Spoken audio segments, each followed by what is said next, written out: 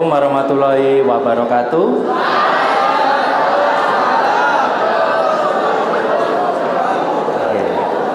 Alhamdulillah ya, bisa berkumpul semua di sini. Saya minta waktunya berapa menit Bapak? 1 jam? Boleh? Ya. Ya, intinya perkenalkan dulu, nama saya Yoni Hadi Purnomo. Saya dari Dinas Kesehatan Kota Batu. Kalau di Dinas Kesehatan, saya bagiannya penyakit menular. Ya, di penyakit menular yang saya kelola untuk di Dinas Kesehatan itu ada TBC, HIV, kusta. Nah, itu bagian saya. Nanti teman-teman yang saya di Dinas Kesehatan yang lain, penyakit yang lain. Hari ini saya mau berbicara tentang TBC. Tadi sudah disampaikan Bapak Arif ya, ada salah satu rekan yang mendahului kita semua karena sakit TBC. Tahu TBC-nya seperti apa? Ada yang kenal?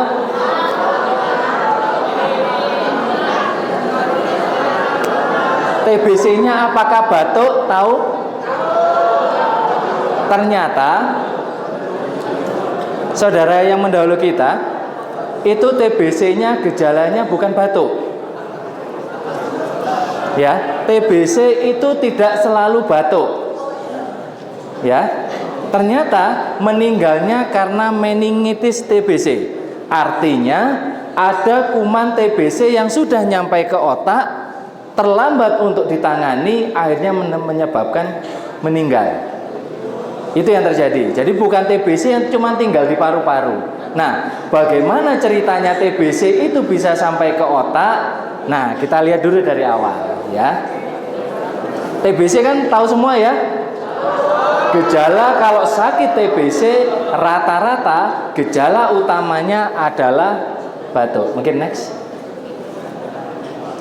Nah, hari ini kita akan berbicara konsep TBC itu apa, penularannya bagaimana, gejalanya apa, pengobatan dan pencegahannya seperti apa, lalu supaya mata rantai penularan TBC bisa putus, itu bagaimana caranya. Oke, lanjut Bapak.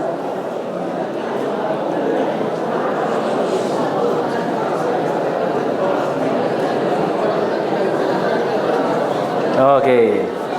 TBC itu disebabkan oleh bakteri. Bakterinya namanya Mycobacterium tuberculosis. Tempatnya ada di mana? Ada di paru-paru. Kenapa? Karena penularannya, kenapa ada di paru-paru? Akhirnya menularnya lewat udara. Ketika berbicara, ketika batuk, ketika bersin. Itu penularan utama TBC. Jadi ketika di paru-parunya ada kuman TBC dan orang yang membawa kuman tersebut batuk, orang yang ada di depannya maka akan mendapatkan kuman TBC juga, dihirup masuk ke paru-parunya juga. Itu awal cerita penularannya. Jadi ketika ada yang sakit TBC, pencegahannya bagaimana? Pakai masker. Kalau ada yang batuk, pakai masker. Semua penyakit yang menular melalui udara, pencegahan utamanya pakai masker. Ya, itu yang pertama. Lanjut.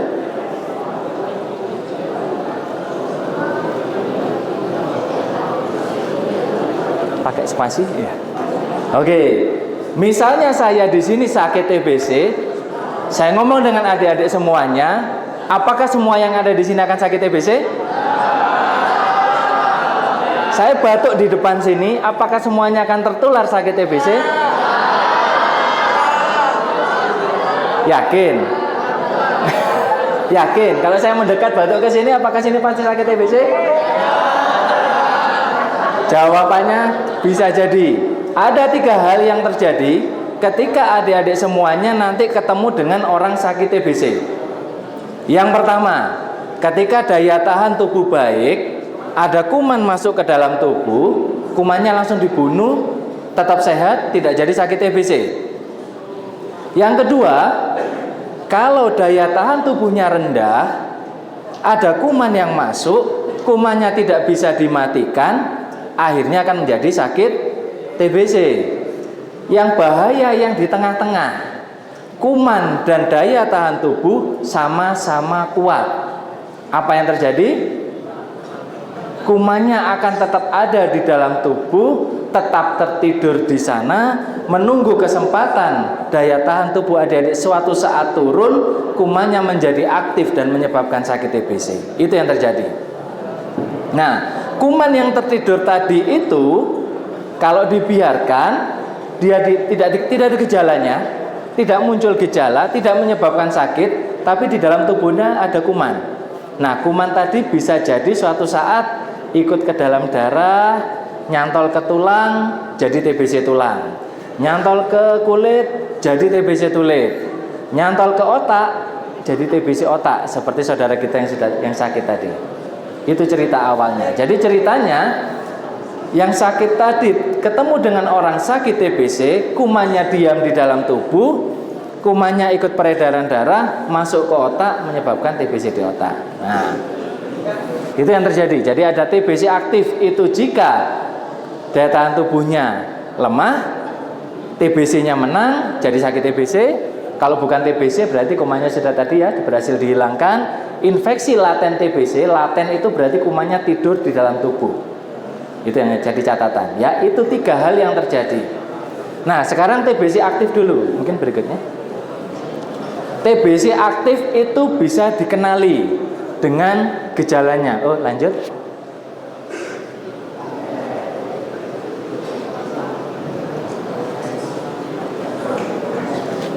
Bisa.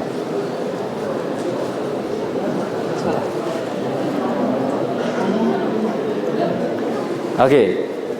Gejala utama TBC yang bisa dikenali karena TBC ada di paru-paru tadi apa? Batuk. Batuknya orang TBC itu seperti apa? Bisa dibedakan? Ya sama kayak batuk biasanya, namanya batuk ya seperti itu. Ya, nggak bisa dibedakan. Tapi yang menjadi tanda orang sakit TBC yang membedakan dengan batuk biasa, batuknya orang TBC itu tidak bisa sembuh. Jadi selama 2 minggu lebih batuk itu akan terus ada.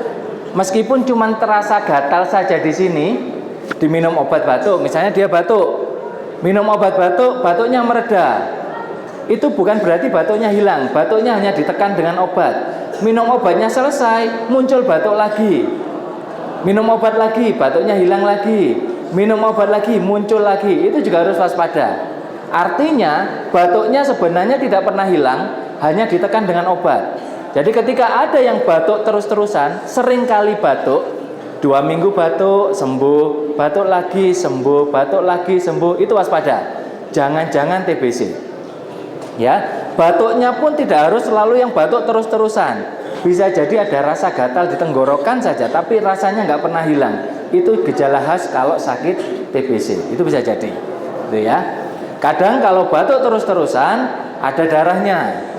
Batuknya diberikan antibiotik tidak menjadi lebih baik. Itu juga harus waspada. Itu gejala khas batuk TBC. Lanjut. Demam. Demamnya orang sakit TBC itu bukan demam yang tinggi. Jadi kalau demam sampai 39 derajat, dipegang sampai panas, orang sakit TBC demamnya bukan seperti itu. Demamnya hanya sumer-sumer. Jadi badannya rasanya kayak meriang tapi nggak selesai-selesai. Meriangnya lebih dari 2 minggu. Demamnya tidak sampai tinggi, tidak sampai 39 atau 40, tapi demamnya tidak sembuh-sembuh. Itu harus waspada. Bisa jadi itu gejala TBC. Oke, lanjut. Berat badan turun. Ada yang gejala ini? Nafsu makannya turun atau makannya sudah terasa banyak, tapi berat badannya turun terus. Nah, itu harus waspada. Salah satu gejala TBC berat badannya turun tapi penyebabnya tidak diketahui. Ya. Anaknya kurus terus, itu hati-hati. Makannya banyak tapi kok kurus terus, hati-hati. Bisa jadi itu TBC. Lanjut. Ada. Hati-hati ya. Nah, ini gejala tambahan. Ini khasnya orang sakit TBC. Berkeringat dingin pada malam hari tanpa melakukan aktivitas. Jadi misalnya adik-adik hanya duduk saja, tidak ada aktivitas berat, tahu-tahu berkeringat. Besoknya seperti itu lagi, berkeringat lagi. Udaranya sedang dingin, tiba-tiba berkeringat. Itu hati-hati. Karena TBC itu aktif di malam hari. Jadi respon tubuh seperti mesin yang bekerja, mencoba untuk mengeluarkan kuman, akhirnya akan ada keringat. Tanpa aktivitas. Tidur, duduk, sedang belajar, tapi tidak sedang aktivitas berat, tahu-tahu berkeringat. Itu hati-hati. Itu salah satu gejala TBC. Lanjut. Riwayat kontak dengan pasien TBC, mungkin pernah ketemu dengan pasien TBC, itu juga harus waspada. Foto ronsen, foto torak, foto dada, ya. Ini mungkin bisa jadi salah satu upaya pencegahan ketika ada yang baru mau masuk ke pondok, difoto torakan dulu, membawa hasil foto ronsen. Jadi karena kuman TBC itu rata-rata ada di paru-paru, biasanya kalau di situ ada kumannya pasti ada gambarannya di sana. Di fotonya nanti ada kabut-kabut semacam itu. Ya, kuman TBC itu posisinya nanti ada di paru-paru bagian atas, nanti kelihatan. Di foto nanti kelihatan, dokternya akan membaca, oh ini ada kuman TBC-nya atau tidak, gitu ya. Lanjut. Lanjut. Nah, pada anak-anak ada 4 gejala yang khas. Anak-anak itu adalah usia 18 tahun ke bawah. Ketika ada 4 gejala ini, anak-anak ini sudah bisa dipastikan mengarah ke TBC. Yang pertama, batuk tadi ya, batuknya sama, lanjut. Demamnya sama seperti tadi, lanjut. Berat badan turun 3 bulan berturut-turut, tidak ada kenaikan berat badan, ini juga harus waspada. Karena normalnya pada anak-anak berat badan itu kan terus bertambah karena masa pertumbuhan, gitu ya. Lanjut. Malaise, males-malesan. Kalau ada anak yang tidak aktif, sepanjang hari tampak mengantuk, aktivitas lesu, tidak mau ikut beraktivitas dengan teman-temannya, waspada. Ini salah satu gejala TBC juga, gitu ya. Lanjut. Oke. Kemarin ada yang periksa dahak? Ada? Sudah keluar hasilnya? Hasilnya apa? Negatif. Alhamdulillah ya. Jadi pemeriksaan utama TBC itu dahak. Dahaknya itu nanti dikumpulkan ke puskesmas. Puskesmas nanti akan kirim ke Rumah Sakit Karsa Husada. Di sana kami punya alat tes cepat molekuler. Jadi dahaknya itu nanti diolah, dimasukkan ke alat, nanti akan dibaca di dalam dahak itu ada kuman TBC-nya atau tidak. Ya. Jadi kalau sudah dibaca alat ada kuman TBC-nya, harus minum obat. Ya. Kalau kuman TBC-nya ternyata negatif, pemeriksaan yang lain harus dilakukan. Kalau masih batuk terus, harus periksa foto ronsen, foto dada tadi, ya. Lalu yang berikutnya, yang nomor 3, ada tuberkulin skin test. Sudah periksa semua? Yang disuntik? Ya. Apa itu tuberkulin skin test? Jadi di awal saya bercerita, ketika ada kuman yang tertidur, tidak ada gejala, kita tidak bisa melihat secara kasat mata ini ada orang TBC-nya atau tidak. Nah, tuberkulin skin test itu berfungsi melihat reaksi. Nah, reaksinya ketika dia ada indurasi, ada penebalan di sini, makanya kan teman-teman dari puskesmas, Bapak Ibu dari puskesmas mengatakan, oh ini ada yang positif, oh ini ada yang negatif. Ketika positif, artinya di dalam tubuh adik-adik ada kuman TBC yang sudah masuk dan tertidur di sana. Itu namanya infeksi laten TBC. Ya, yang kemarin hasil TST-nya, hasil tuberkulinnya, hasil suntiknya itu positif, diberi rujukan foto. Sudah foto? Sudah diberi? Sudah Bapak? Nggih Pak Arif. Diberi rujukan foto ya? Oh belum tahu. Nggih, nanti dipastikan lagi. Jadi kami dari pemerintah Kota Batu itu ada fasilitas foto ronsen. Jadi untuk yang hasil tuberkulinnya positif akan diberikan pengantar oleh puskesmas. Nanti minta tolong diantar ke Rumah Sakit Karsa untuk difotokan ronsen. Tidak bayar, kami biayai dari APBD. Jadi kami berkomitmen mencegah yang laten-laten ini ditemukan supaya nanti suatu saat tidak muncul jadi TBC aktif, begitu ceritanya ya. Jadi nanti yang sudah hasil suntiknya positif ditanyakan lagi apakah sudah foto atau belum gitu ya. Nanti kita koordinasi lagi lebih lanjut. Nah, dikatakan TBC jika hasil dahaknya tadi positif, dideteksi ada kuman TBC dalam dahak, itu TBC. Jika hasil fotonya positif, meskipun dahaknya negatif tapi fotonya positif, itu adalah TBC. Tetap harus diobati TBC. Lalu yang ketiga, gejala klinisnya mengarah ke TBC. Dahaknya negatif, ronsennya terbaca negatif, tapi dari batuknya, demamnya, keringat dingin malam itu ada riwayat kontak, berat badannya turun terus-menerus, maka itu bisa didiagnosa sebagai TBC dan harus minum obat TBC. Itu 3 diagnosa TBC ya. Jadi kalau nanti ada yang dikatakan, oh ini saya negatif semua, tapi secara klinis, secara gejala menunjukkan dia TBC, maka harus minum obat TBC. Ya, lanjut. Pengobatan TBC standarnya itu 6 bulan. Ya, minum obat TBC 6 bulan. 2 bulan pertama itu namanya fase intensif.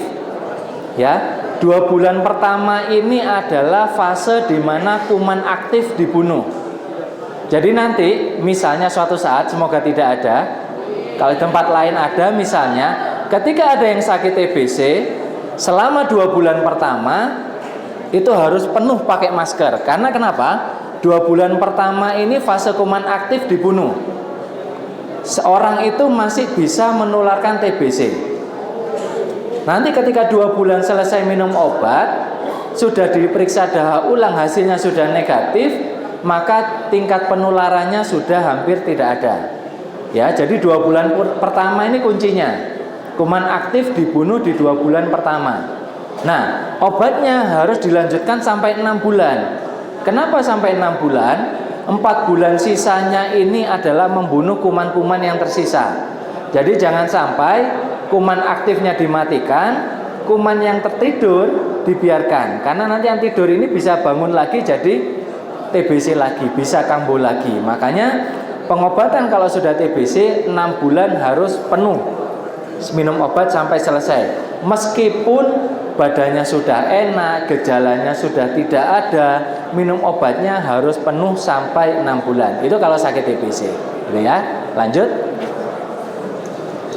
Nah, infeksi laten TBC tadi saya sampaikan ya, kumannya tertidur di dalam tubuh tapi gejalanya belum muncul. Gejalanya tidak ada. Hasil dahaknya negatif. Hasil ronsennya tidak menunjukkan gambaran TBC. Tapi hasil suntiknya itu positif. Itu artinya dalam tubuh ada kuman TBC. Suatu saat bisa jadi sakit TBC. Entah TBC-nya model batuk atau TBC di tempat yang lain, tergantung nyantolnya kuman. Kalau di otak ya meningitis TB, TBC tulang, TBC kulit, TBC kelenjar, macam-macam ya. Lanjut. Ini ya. Jadi yang sudah diukur, sudah dipakai penggaris ya, pakai pulpen ditandai, lalu diukur oleh petugas, nanti lebarnya berapa ya. Yang 10 mili ke atas itu artinya positif dan dinyatakan sebagai infeksi laten TBC. Setelah infeksi positif tadi dirujuk foto, kalau fotonya negatif, foto ronsennya negatif, maka diagnosa akhirnya adalah infeksi laten TBC. Infeksi laten TBC tidak menular. Ya. Jadi kalau ada temannya yang hasil ininya positif, ronsennya negatif, itu tidak menularkan TBC. Itu bukan sakit TBC, tapi di dalam tubuhnya ada kuman TBC yang tertidur. Harus dibedakan. Kalau sakit TBC itu menularkan, kalau infeksi laten TBC itu hanya tertidur saja tetapi tidak menularkan. Tetap bisa beraktivitas seperti biasa. Lanjut. Nah, lalu apa yang harus dilakukan supaya kuman yang tertidur ini bisa kita matikan dan suatu saat tidak aktif menjadi kuman TBC? Kemarin dari Puskesmas sudah ada yang mulai minum terapi pencegahan TBC. Ada yang sudah mulai minum? Ada? Ya. Itu adalah pengobatan pencegahan untuk membunuh kuman yang tidak aktif tadi. Ya. Kami ada 2 macam obat. Ya, obatnya 3HP, ini nama obat. HP, H itu isoniazid, P-nya itu rifapentin. Kok 3HP ya? Dari mana HP itu ya? Enggak sesuai ya. Itu singkatan dari teman-teman farmasi aja, ya. Jadi minumnya ini nanti untuk usia 15 tahun ke atas. Jadi yang usianya 15 tahun ke atas akan diberikan obat pencegahan 3HP. Obatnya itu sekali minum 3 tablet, gede-gede, ya gede ya. Yang sudah minum gede-gede ya. Tapi minumnya seminggu sekali. Jadi yang 15 tahun ke atas minumnya 3 tablet, seminggu sekali, 12 kali minum. Artinya 3 bulan. Ya. Kalau hari ini minum hari Senin, Senin depan minum lagi, Senin depan minum lagi selama 12 kali, totalnya 3 bulan. Ya, itu 3HP. Lalu bagaimana untuk usia 14 tahun ke bawah? Nah, usia 14 tahun ke bawah minumnya namanya 3HR, isoniazid rifampicin. Ya, nanti bisa dilihat di internet. Nah, isoniazid rifampicin itu apa sih? Itu antibiotik untuk membunuh kuman TBC, ya. Bedanya kalau yang 3HR 14 tahun ke bawah minumnya itu setiap hari. Ya, harus minum setiap hari selama 3 bulan. Ya, 1 bulannya dihitung 28. 28 kali 3. Minumnya setiap hari. Nanti tabletnya itu paling banyak dosisnya adalah 6 tablet. Sekali minum adalah 6 tablet. Nah, tabletnya ini dispersible, artinya 6 tablet itu masukkan ke air, diaduk, itu larut. Masukkan ke air, diaduk 6 tablet itu lalu diminum biasa, itu bisa. Kalau nggak mau minum langsung, misalnya kesulitan minum 6 tablet ya, nggak mau minum pil, ada yang nggak bisa minum pil, masukkan ke air, diaduk, diminum airnya, itu sama. Ya. Jadi nanti dosisnya berapa sesuai berat badan. Ya, kalau yang berat badannya 30 kg ke atas, minumnya nanti 6 tablet. Ya, gitu. Itu harus minum setiap hari. Yang perlu jadi perhatian, yang minum 3HR kondisinya harus dalam perut kosong. Perut kosong itu kapan? Perut kosong adalah 1 jam sebelum makan atau 2 jam setelah makan. Ya, itu adalah kondisi perut kosong. Jadi nanti yang minum obat TPT setiap hari dipastikan minumnya 1 jam sebelum makan atau 2 jam setelah makan. Kenapa? Karena kalau kondisi perutnya belum kosong, penyerapan obatnya tidak optimal, tidak maksimal. Nanti efek membunuhnya jadi kurang. Gitu ya. Lanjut. Efek samping, mungkin nanti yang minum bisa jadi muncul efek samping. Efek samping yang sering muncul itu rasanya seperti flu, meriang, lemes, greges, ya, kadang mual, muntah, itu bisa jadi. Ya, ketika ada efek samping dilaporkan ke teman-teman puskesmas. Nanti akan diberikan vitamin B6. Misalnya efek sampingnya semakin berat, maka obatnya nanti dihentikan. Kita coba dengan obat yang lain, gitu ya. Lanjut. Oke. Dari itu tadi ada yang mau ditanyakan? Ada yang ditanyakan? Dari bapak-bapak mungkin? Boleh? Ya, jadi intinya yang sakit diobati, yang sehat dicegah supaya tidak sakit, yang infeksi laten juga harus diobati, gitu ya. Tadi di lapangan ada senam anti TBC ya? Iya. Ya. Kuman TBC itu mati dengan sinar matahari. Ya, kuman TBC mati dengan sinar matahari. Makanya penting ventilasi yang baik, cahaya bisa masuk, itu membunuh kuman TBC.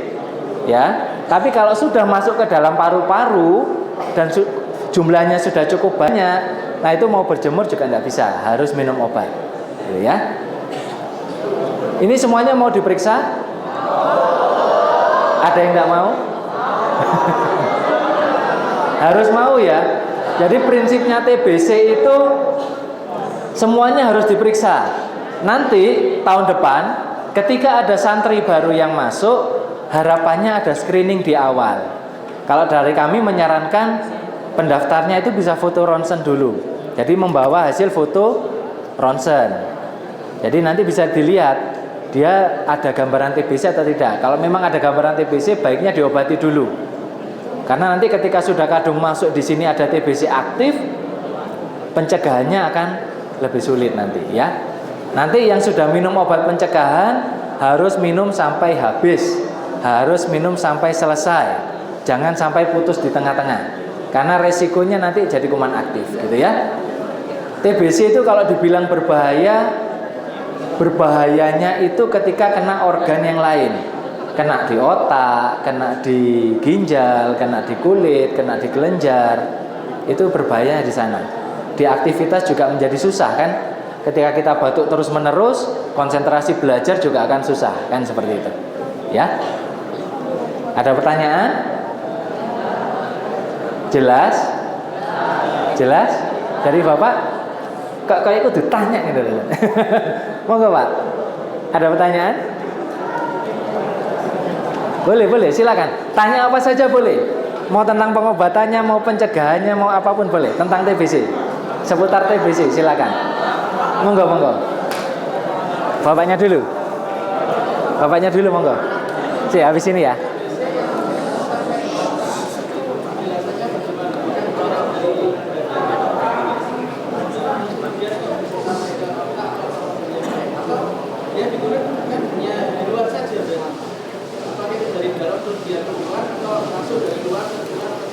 Oke. Siap. Oke. Ceritanya TBC kok bisa sampai otak itu bagaimana sih? Ya. Tahu gambaran paru-paru? Ya. Paru-paru, darah kita dari jantung, darah keluar dari jantung ke seluruh tubuh, masuk lagi ke jantung, keluar lagi darah itu masuk ke paru-paru, ngambil oksigen. Iya kan? Darah dari jantung kan ada yang masuk ke paru-paru. Nah, salah satu kuman TBC ketika darah itu masuk ke paru-paru, mengambil oksigen di paru-paru, kuman TBC salah satunya bisa ngikut ke darah tersebut. Jadi dari jantung darahnya kan mengalir ke seluruh tubuh, muter terus. Nah, kumannya ini nyantol ke darah, darahnya keliling. Nah, kenapa bisa sampai otak? Itu tidak selalu sampai ke otak Bapak. Jadi kuman ini tergantung nyantolnya di mana. Nah, kebetulan bisa jadi nyantolnya di otak. Ketika darah tadi kelilingnya naik ke otak dan nyantol, ya jadi TBC otak. Kalau nyantolnya ke ginjal, nyantolnya TBC ginjal. Nyantolnya di kulit, nyantolnya di kelenjar, jadi TBC kelenjar. Jadi intinya dari paru-paru kuman tadi itu masuk ke dalam darah, beredar ke seluruh tubuh, tergantung nyantolnya di mana.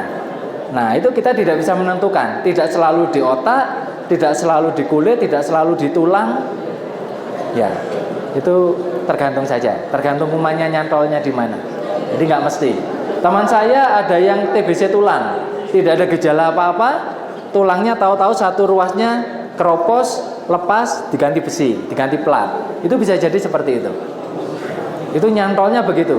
Awalnya dari mana? Dari kuman yang ketidur tadi, dari kuman-kuman yang laten tadi dibiarkan, akhirnya kan dia diam katut ke dalam darah. Begitu ceritanya. Jadi peluangnya bisa jadi muncul ke paru-paru atau nyantol ke organ yang lain. Gitu Pak. Nah, pertanyaannya, yang meninggal kemarin itu kok bisa sampai ada kuman TBC di otaknya? Yang bisa kami pastikan, dulu dia pernah kontak dengan orang sakit TBC aktif, entah di lingkungan rumahnya. Jadi kalau kita pastikan nanti hasil pemeriksaan semuanya sudah diperiksa, di lingkungan ini tidak ada yang TBC aktif, maka yang sakit dan meninggal kemarin itu tertularnya bisa jadi di lingkungan rumah. Rumahnya Lawang ya. Ya, makanya kemarin saya sudah koordinasi dengan rekan saya yang ada di Kabupaten Malang untuk melakukan kunjungan ke rumahnya yang ada di Lawang. Jadi nanti rumahnya, di dalam rumah diperiksa adakah yang sakit TBC yang menjadi penular ke anak tadi. Itu harus dicari. Yang pasti ada TBC aktif. Orang dengan gejala batuk menularkan TBC-nya begitu. Ya. Lalu anak yang kemarin ketika di sini tidak ada gejala batuk, artinya ketika nanti ada yang sakit TBC di sini bukan tertular dari anak kemarin. Bisa jadi tertularnya di rumah yang sebelum-belumnya. Jadi TBC itu tidak bisa dipastikan. Kalau COVID dulu ya, zaman COVID ingat ya, jenengan baru ketemu saya, jenengan sakit COVID, berarti penularnya adalah saya. Kalau di TBC tidak bisa seperti itu. Bisa jadi saya sakit TBC karena tertular 5 tahun yang lalu. Kumannya tidur selama 5 tahun. Tahun ini daya tahan tubuh saya turun, TBC-nya aktif. Itu bisa jadi seperti itu. Tidak selalu dipastikan baru ketemu langsung sakit, itu belum tentu. Susahnya memberantas TBC di situ, Pak. Jadi sejak tahun dulu zaman peperangan TBC sudah ada itu sampai sekarang belum selesai-selesai karena kita susah menemukan. Gitu ya. Seperti itu Pak, jelas? Oke, monggo.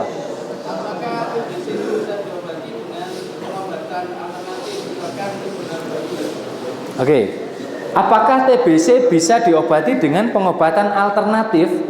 Saya kembali ke prinsip di awal tadi.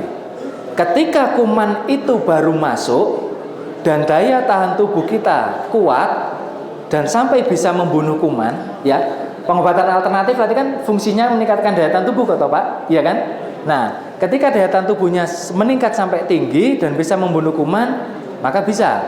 Tapi ketika sudah dibaca di dahak, maka harus dengan antibiotik. Sejauh pengalaman kami mengelola program ini, hanya dengan obat alternatif ketika sudah hasil dahaknya positif, tidak bisa sampai membunuh. Gitu ya. Makanya pengobatan TBC itu kok sampai 6 bulan.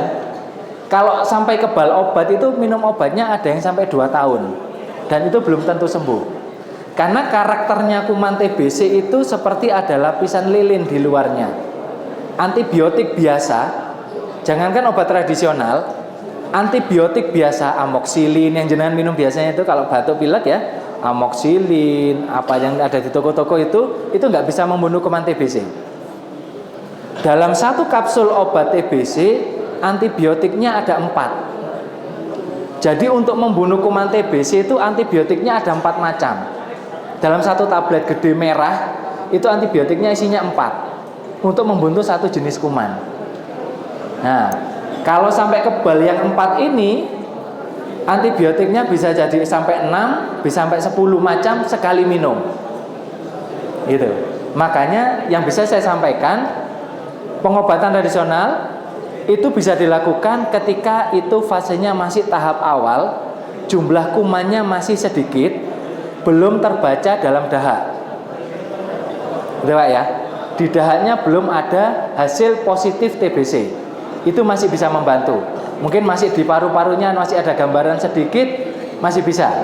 Tapi ketika di dahaknya sudah terbaca positif, harus dengan antibiotik. Dan antibiotiknya harus yang standar. Kalau nggak standar, minumnya tidak sampai 6 bulan, terjadi kebal obat, pengobatannya ganti lagi level yang kedua, itu paling pendek 6 bulan, paling lama 2 tahun. Gitu Pak ceritanya. Ya. Jadi boleh, misalnya ada yang pengobatan, ada yang infeksi laten, diberikan tambahan obat tradisional, sangat boleh, sangat dianjurkan bahkan, supaya daya tahan tubuhnya baik. Tapi tidak menggantikan antibiotik. Gitu. Gitu nggih? Jelas? Ya, apa tadi? Pakai mic? Kayaknya sampai berdiri.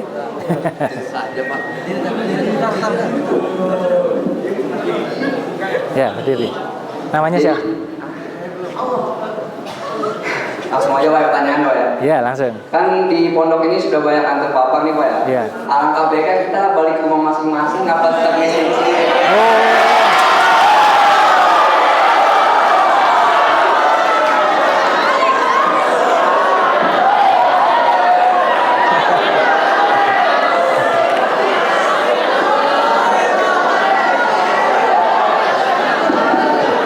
Sudah?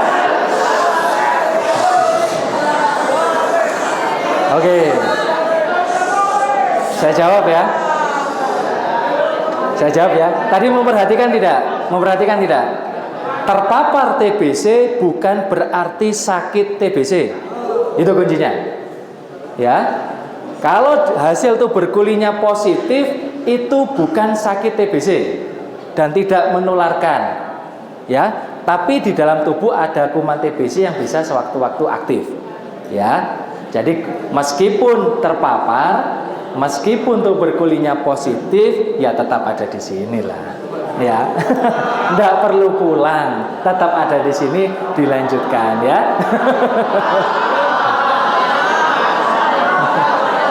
Loh, itu karena tidak sakit TBC. Kalau sakit TBC, misalnya mau dipulangkan 2 bulan pertama, itu boleh. Kalau sakit TBC. Kalau sakit TBC loh ya. Ada 2 pilihan. 2 bulan pertama tetap di sini, tapi sepanjang hari 24 jam harus pakai masker, harus minum obat secara teratur dan diawasi. Atau 2 bulan pertama dipulangkan dulu ke rumah, belajar secara daring, minum obat menyelesaikan dulu, hasil dahaknya sudah negatif, baru bisa kembali ke pondok, tetap melanjutkan pengobatan, tapi tetap pakai masker, tapi tetap bisa berkumpul dengan yang lain, itu sudah tidak masalah. Ketika bulan ketiga dan seterusnya, kuncinya ada di 2 bulan pertama. Itu kalau sakit TBC. Kalau nggak sakit TBC tidak perlu, tetap bisa beraktivitas seperti biasa. Ya. Mau pulang ini Pak. Ada lagi? Tadi ada 2. Satu lagi? Ada? Iya, sini. Maju. Ini mau cari alasan apa lagi ini? Ya. Gimana? Kalau misalnya kita udah tes dahak, terus yang masuk sama ronsen itu gak kena, terus gejalanya itu nggak ada, tapi batuk-batuk itu gimana? Kenapa nggak?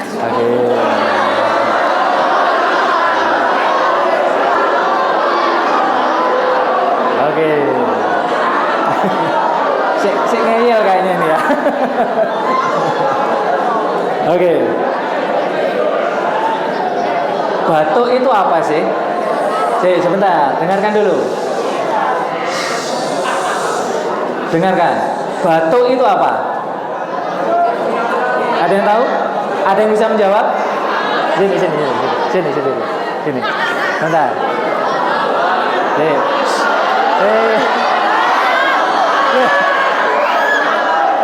Dengarkan dulu, ayo. Semuanya diam. Dengarkan dulu. Pertanyaan saya begini. Batuk itu apa? Terus kenapa kita batuk? Batuk itu usaha tubuh untuk mengeluarkan bakteri dari paru-paru. Oke. Sudah? Sudah. Oke. Bakteri saja? Enggak, sama pokoknya barang-barang yang banyak. Oke, silakan.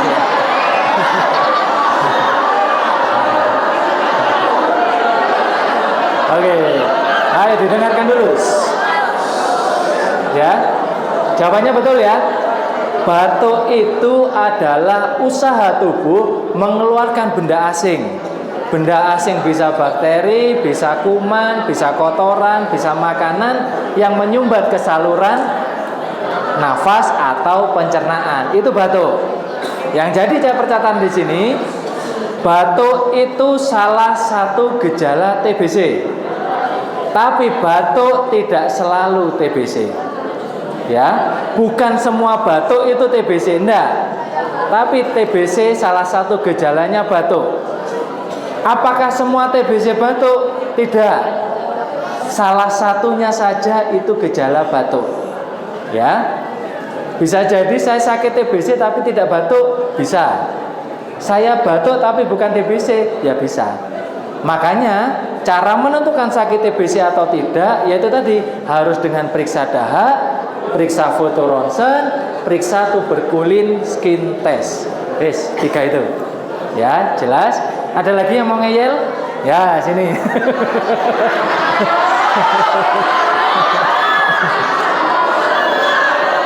Sebentar.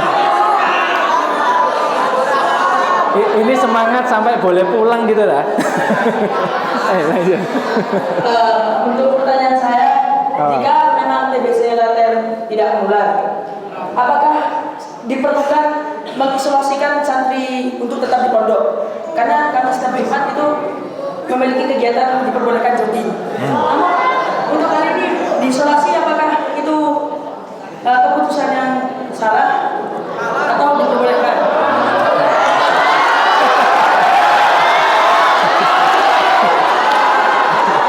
Waduh.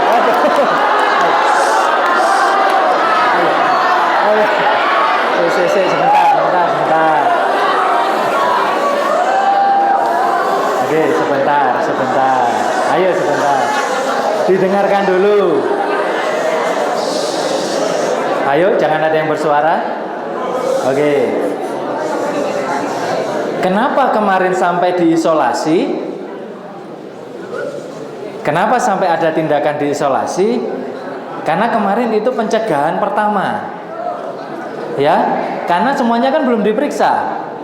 Belum tahu mana yang TBC, mana yang bukan. Tindakan isolasi di awal itu diperbolehkan dan sesekali kadang diperlukan. Ya. Kenapa? Karena belum dipastikan semua. Ada yang belum periksa? Ada kan? Ada yang belum periksa? Nah, kalau ada yang belum diperiksa, mungkin tindakan isolasi itu diperlukan karena kita khawatir ternyata ada. Gitu ya. Tapi kembali lagi nanti ketika semuanya sudah diperiksa, prinsipnya ketika tidak ada gejala, hasil tuberkulin negatif, ronsen negatif, dahak negatif, maka tidak perlu isolasi dan bisa beraktivitas seperti biasa. Tapi yang sudah tuberkulin positif harus minum terapi pencegahan TBC, harus sampai selesai. Karena kita tidak mau nanti suatu saat tiba-tiba yang tadi tuberkulin positif, kita semua tidak tahu, tiba-tiba dia sakit TBC dan nularkan ke yang lain. Kita tidak bisa memprediksi itu. Makanya kita cegah sejak sekarang, gitu ya. Oke? Oke ya? Jelas ya? Oke.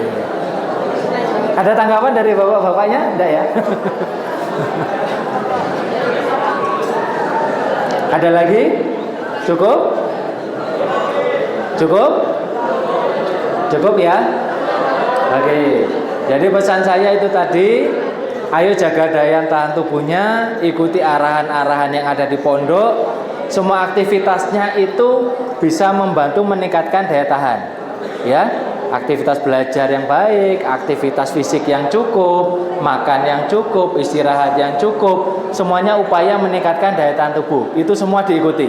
Nanti ketika ada pemeriksaan juga diikuti. Jangan ada yang menolak. Itu untuk kebaikan kita semuanya. Ada terapi pencegahan. Kadang ada yang ngomong, saya tidak sakit kok saya minum obat. Mungkin ada yang berkata seperti itu. Kalau ada fungsinya adalah mencegah supaya tidak sakit, membunuh kuman yang sudah kadung masuk, gitu ya. Nanti misalnya suatu saat ada pertanyaan, boleh disampaikan. Ada yang ingin bertanya secara pribadi, boleh lewat Pak Arif, nanti bisa tanya ke saya juga bisa, gitu ya. Sampun? Jelas ya? Baik, terima kasih. Sekian dari saya. Ada kurangnya mohon maaf. Assalamualaikum warahmatullahi wabarakatuh.